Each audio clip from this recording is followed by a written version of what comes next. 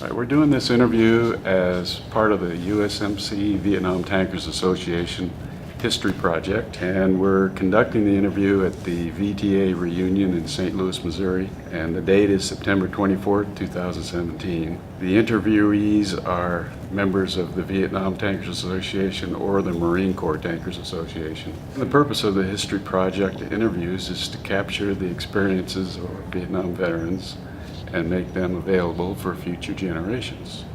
Larry Grant was drafted in the Marine Corps in April 29th, 1969. Went through boot camp in San Diego, Camp Pendleton, then went to Vietnam with Charlie Company, 1st Recon. Whole battalion came home in the late 1970 as a unit, and then I joined the 4th Tank Battalion in 1973 and eventually retired in 1994. I was everything from loader to tank commander to platoon sergeant to battalion maintenance chief, battalion first sergeant. Had a great time. 13 years as a gunnery sergeant. I was with an MTU in Coronado when they went behind my back and made me a first sergeant. Didn't ask me. Never put in for it. But did you retire as a first sergeant? Yeah. Had a good time. Even in Vietnam, that's one thing that I've always liked about it. I enjoyed what I was doing. It was fun. So what did you want to talk to us about? Well, I've kind of liked the humor in military, and it started literally at the Oakland Induction Center. About right after the physicals, standing in line, they came, got me, took me out of line, took me into an office, started getting mad at me, wanting to know why I was trying to evade the draft. And I told them, I don't know what you're talking about. And they said, well, according to your medical records, you've had a hernia operation and our doctors can't find a scar. And I said, never had an operation in my life, never broken a bone. And they said, well, is your name Larry Raymond Grant? Yes. Do you live at such and such an address in Richmond, California? No. I was born there, but I don't live there. They had drafted another Larry Raymond Grant living in Richmond, and they mixed up our medical records. So I got out of that. Flew down to San Diego that night, came through the gates at Pacific Coast Highway, and going through, got off the bus, got on their yellow footprints, haircuts, shipped everything home, got a uniform, got to bed. About 2 o'clock in the morning, Gunny Martinez opened up the squad bay door at about 5 o'clock, threw the trash can down the middle and said, get up. And boot camp started. It was a very interesting time in life to be a draftee. One thing happened in boot camp that was, at the time I didn't think it was very funny, but afterwards I realized the humor in it. One of the drill instructors, when I wasn't with the platoon, I don't know where I was, sat the platoon down and had them write out a bid sheet, what they didn't like about boot camp. One of the privates wrote, being in the Marine Corps. Gunnery Sergeant Martinez got a little upset. So he took the platoon, put us in a Quonset hut, sat us down on the floor, and he stood up there and he said, we're not leaving here till I find out who wrote that about my Marine Corps. We're sitting there, at about 5 minutes, a hand goes up in the back. And you could see Gunny just is focusing in on that one Marine, and his face is getting redder and redder. And he goes, why? And the private said, sir, I was drafted, sir. He lost all his color, lost all of his anger. He shook his head and said, son, that is the only excuse I could have accepted. He had no idea that Marine Corps was drafted. When you're drafted into military service, not only the Army. So if a recruiter can't fill his quota, he goes to the draft board and tells them how many bodies he needs. When I was going through the Oakland Center, they took people out, sent them into the Navy. There was about 8 of us went into the Marine Corps. Majority of them went to Fort Ord and in the Army. But that's the way it went. And when I got to Vietnam, I was assigned to Charlie Company 1st Recon, and I didn't find this out until years later, that in 1966, Charlie Company, 3rd Platoon, their platoon gunnery sergeant got the medal in Vietnam in 1966. Medal of Honor. Yeah. Oh, that was very intriguing. The reason I volunteered for Vietnam, for recon, rather than staying as a grunt, was I saw what a grunt carries, and then I saw what a recon guy carries. There's a little difference, about 100 pounds of gear. So that kind of motivated me to join recon. Another thing is that I've always had a natural sense of direction. I know where I am. When the platoon commander was trying to teach me to be a squad leader, we were out on a patrol, been out there for a couple of days, and he's climbing trees and shooting with his compass and shooting back azimuths, getting down, plotting it out on the map. Then he erases everything, and he throws me the map and the compass, and he says, "Okay, Grant, where are we?"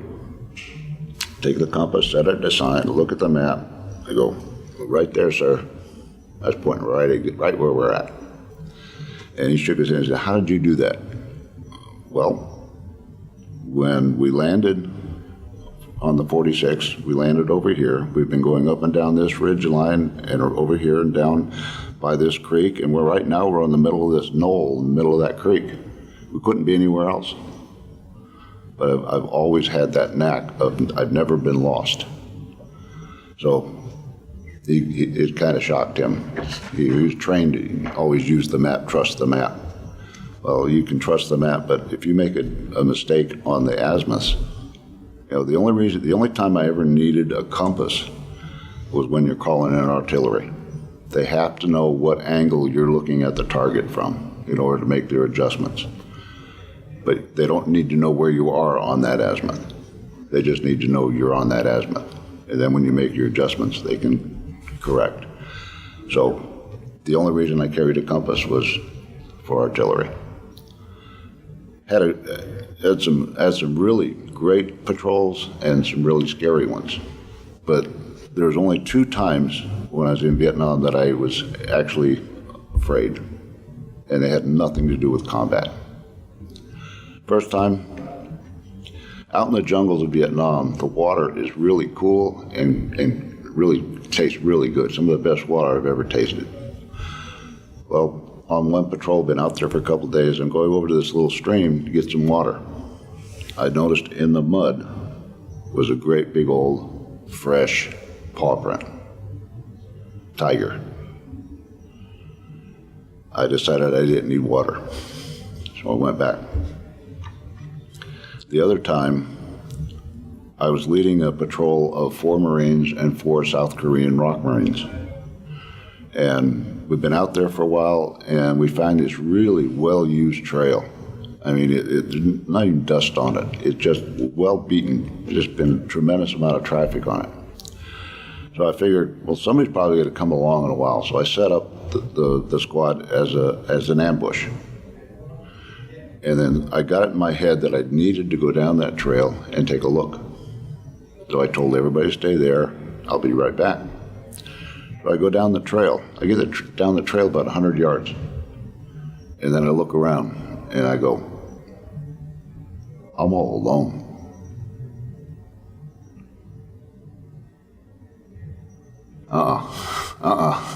I backed up all the way. I'm sitting out there, and you've never been more alone in your life till you're out in that situation where you don't know what could happen. Backed up, got to join him. And nobody ever came down the trail. But we were hoping. Ran into a few interesting patrols. We were on one patrol. We were so far out that we had to have a radio relay. The radio relay was set up on this ridge line, and we were further out and been out there for a couple of days when the relay got into a firefight with a North Vietnamese recon team. They had found them, but with a dog. So they were in a firefight. They couldn't get them out till they got us out, because they were our safety net. We happened to be in an area of the jungle where we couldn't find an opening. Couldn't get a helicopter in to get us out. So Cobra came in, circled over us. We signaled him with the mirror so he knew where we were, and he directed us to a bomb crater. We go over to the bomb crater. The 46 comes in, and he drops a rope. It's an aluminum ladder, all right, 100 feet long. Drops it down. All 8 of us climb onto it, hook on, and he picks us up and starts flying us back towards Da Nang. When we get to where the relay was, their helicopter came over and joined us. And just as they joined us, a flight of Phantoms came through and napalmed that ridge. Now we're sitting there hanging underneath the helicopter flying along, watching this great view of this attack. About halfway back to Da Nang, there was a village that had a little airstrip. So the pilot thought, well, we'll get you inside. So he came over, landed, we rolled the ladder up, put it in the back, they raised the ramp, we got in, got back up to altitude, heading back into Da Nang when the pilot put it in a nosedive.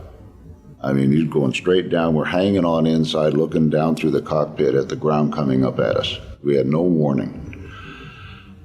He got down, leveled off about treetop level, and the crew chief came back and explained that we had been cleared to fly through an artillery barrage, and it was all Willie Peter, and he ducked underneath it. So he went over to the river, got down where his blades were almost touching the water, in the front, back, ass high, and he'd just following the river. Sampans, he'd get up just enough to clear the boat that they had to jump out. And come to a bridge. He'd go up over the bridge. If it couldn't get out of his way, he went away from it. But he'd only go up, then go right back down again. Went all the way back into Da Nang, got up, got the landing pattern, landed at the airport. We all got out. He got out and said, I'm not flying anymore today, when our own side's shooting at us. Interesting time. Yeah. The helicopters in Vietnam were amazing. We had helicopters come in on a cliff, back up, put the ramp down on the cliff, and we'd walk on while they're hovering. We had one patrol. We'd been inserted on an OP off of the Bamboo Plateau. And it was 2 days of humping to get to our patrol area. And just as we got there, we noticed down in this ravine there was some VC. And we're in the process of calling in an artillery barrage when we start taking fire from behind us, up in the trees. So we turn around and start returning fire. Call it in. An AO, a Bronco, come over. And the Bronco came in right over the top of us and strafed the area where the guys were shooting at us were. We got up, ran through there. It took us 2 days to get there. It took us 2 hours to run back. Okay? Get back to the OP, call it back in. Battalion calls back, says, okay, get resupplied and go back. We said, no. And they say, well, it's an order. And we said, well, here's our medevac numbers. We're not going back. They'll be waiting for us. That's a death sentence. No way.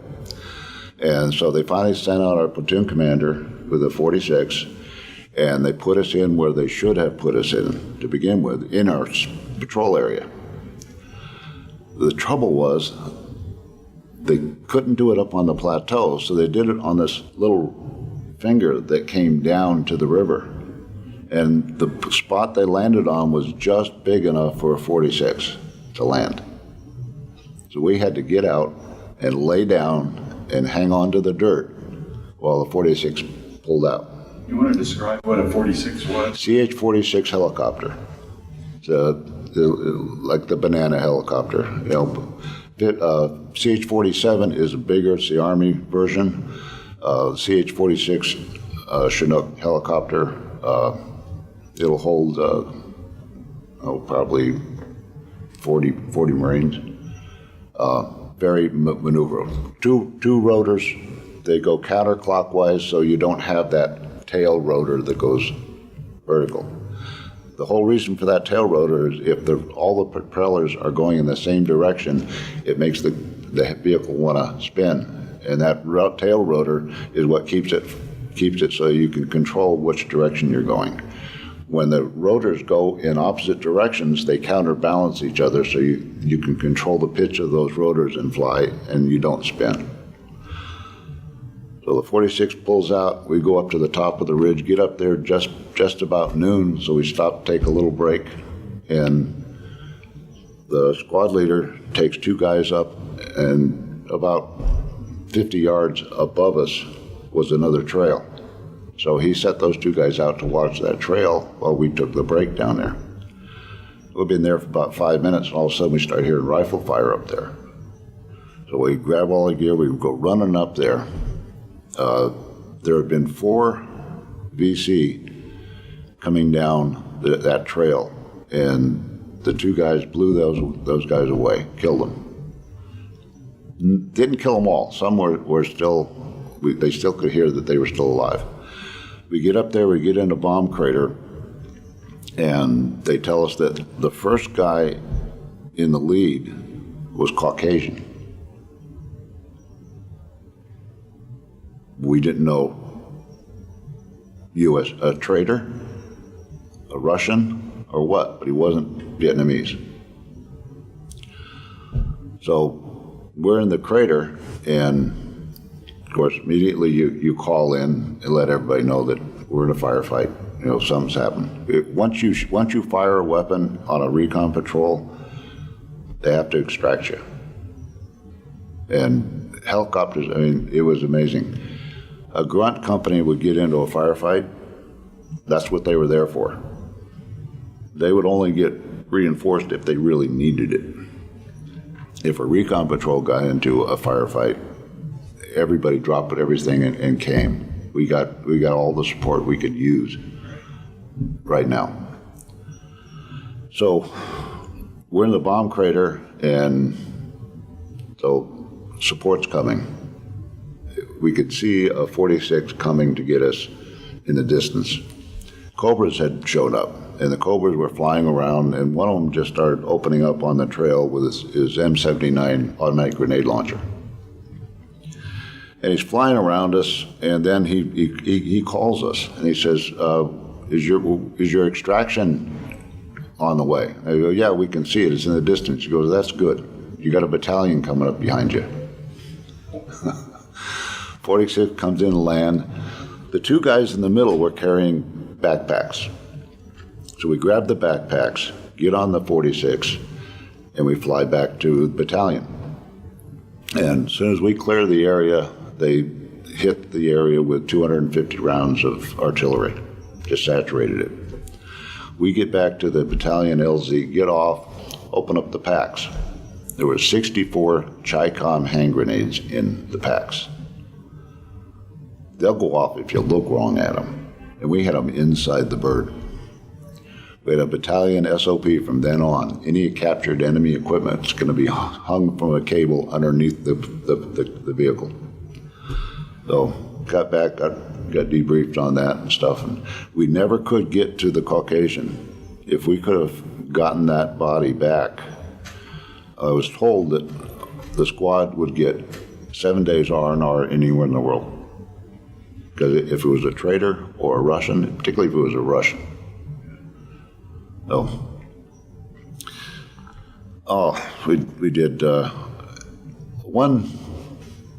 It wasn't funny at the time, but we got word in the summer of '70 that Commandant of the Marine Corps was coming to Vietnam, and about every other month we'd be up on an OP for 2 weeks as kind of a break.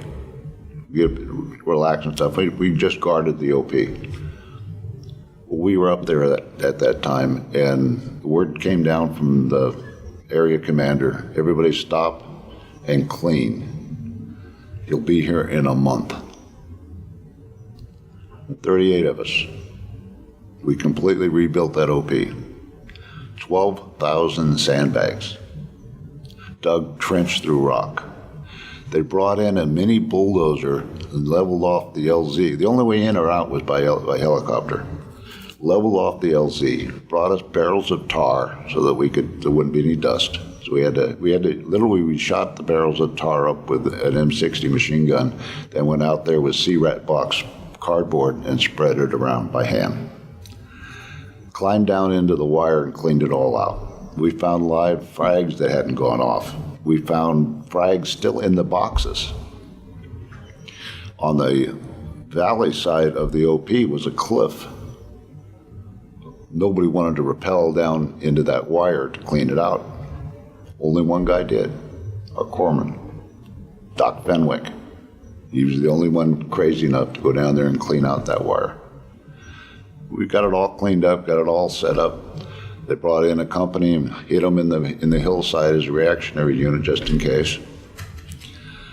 So the morning arrives where the commandants come in, General Chapman. You know, we've got high cover, Phantoms, low cover, Cobras. Just sky was full of planes and helicopters. He comes in, lands, comes in. Battalion commander, of course, came in first to greet him, take him up. We had a 2-story bunker, and then on top of that, they had set up an easel with a map of the Da Nang area. We had a great view. 25 miles straight south of Da Nang, they had a set of binoculars there that you could count the planes on the airstrip at 25 miles. It had a big box laser rangefinder. So he's there, he's getting his briefing, and I'm standing, they brought us a flagpole. We're out in the middle of the jungle, on top of a mountain, and now we've got a flagpole to tell everybody exactly where we're at.